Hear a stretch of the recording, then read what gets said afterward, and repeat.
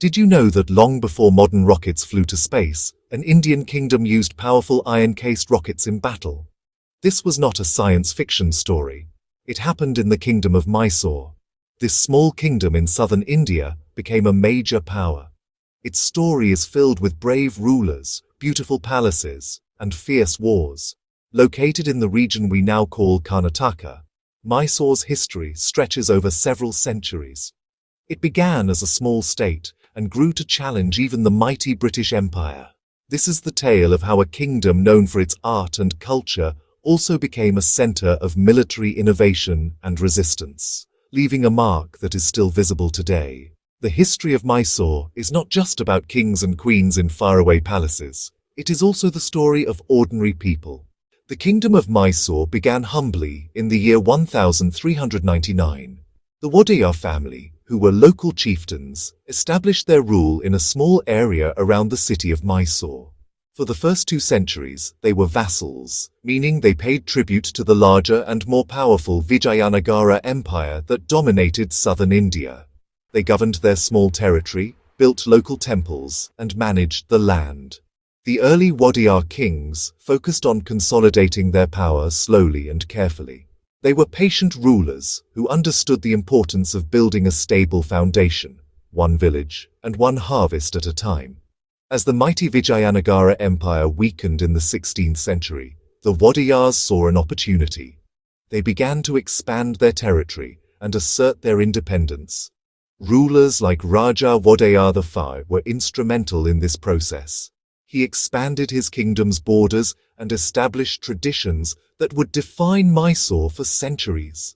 He famously captured the nearby city of Srirangapatna in the year 1610, moving the capital there. For the vast majority of people in the Kingdom of Mysore, life was tied to the land. The economy was primarily agricultural. Families worked together in fields, canals, tanks. Some were built by the rulers. They grew ragi, which is finger millet, rice, pulses, sugarcane, cotton, cardamom, pepper. The farmer's year followed the monsoon rains, planting and harvesting cycles, hard work, family, village community. Towns and cities were vibrant centers of commerce and craft. Mysore, Srirangapatna. Markets were noisy, colorful, crowded. Merchants sold basic grains, vegetables, luxurious silks, fragrant sandalwood, bargaining in the market. Artisans at work in nearby shops, craftspeople were highly respected. From building magnificent temples to designing advanced weaponry, Mysore's leaders were always trying to secure their place in a rapidly changing world, creating a legacy of both wonder and war. The story of Mysore is a journey through time. We will start when it was a small territory governed by the Wodeyar family. We will see how it grew under their long rule. Then, we will witness a dramatic shift in power with the rise of 2 brilliant military leaders, Hyder Ali and his son, Tipu Sultan. Their reign marked the peak of Mysore's power and its most famous conflict with the British. Finally, we will explore how the kingdom adapted under British influence and what remains of its glorious past in the vibrant city of Mysore today, a place where history lives on every corner. In the mid-18th century, the political landscape of Mysore underwent a dramatic and violent transformation. The power of the Wodeyar kings declined, and Hyder Ali rose to become the de facto ruler, a military genius and clever administrator. Tipu expanded iron-cased rockets, shocking European armies as the Anglo-Mysore Wars raged. The Fourth Anglo-Mysore War ended in 1799 with the storming of Srirangapatna. Tipu Sultan refused to flee or surrender, choosing instead to fight to the end.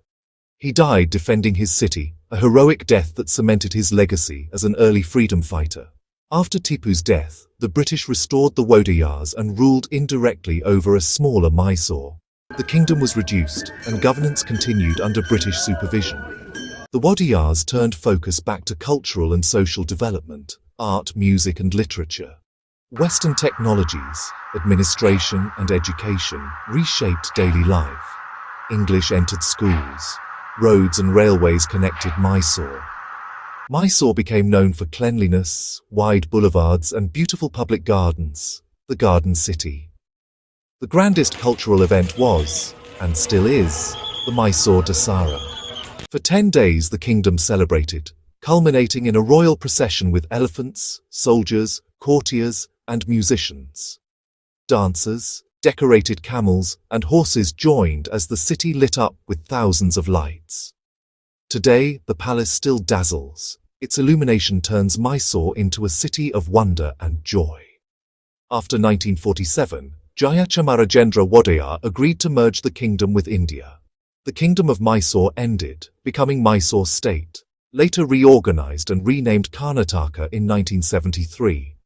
Its legacy lives on in silk, painting, and music, cultural treasures still practiced today.